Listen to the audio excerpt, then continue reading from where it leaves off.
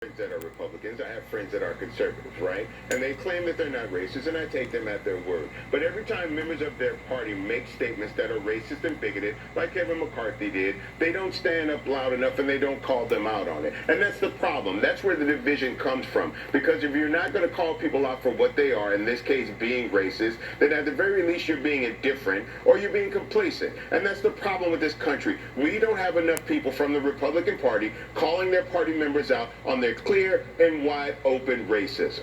Okay, 3 responses.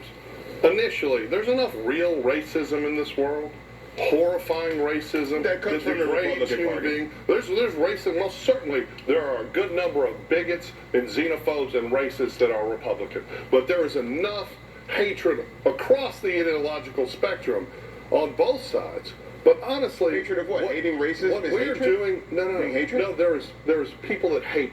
People that are bigots, people that are racist. But we don't have to manufacture it. We don't have to contrive it. And what we're doing here, we're only talking about this because if it would have been a Democrat that said it was the Chinese coronavirus, nobody would care. A Democrat wouldn't say that. Yes, they would. That's all. This is contrived. This is made up. This is a non-issue. That's number one. Number two, the time for petty politicking around COVID-19 has passed. This is amazing. The Republicans love to say that Democrats love immigrants and love them coming to our country. So why would a Democrat or a liberal call this a Chinese disease? Because, well, you want to talk about that? We have so many Asian Americans in this country. Well, no one said Asian American. No one said Chinese American. Yeah, but that's the connotation. No, that's the dog connotation. That is the dog whistle. Hey, hold up. Press pause. This is a Chinese disease. Whether it started in the Wuhan marketplace, like it's a popular narrative, or the conspiracy theorists that think it started in the Wuhan lab, either way, when Chinese doctors discovered it, you know what China did? They arrested those doctors and told them to shut up. Well, so blame the Chinese government. Don't blame the Chinese people. Don't blame the Chinese people. This is a Chinese disease. When you say Chinese, it's a connotation that means you're talking about Chinese people. The connotation and then everyone here, for one thing, Nancy Pelosi said it exists. He wasn't talking about Chinese Americans. He was talking about where it originated. It originated in China because it's a Chinese disease. Here's the problem in America, right?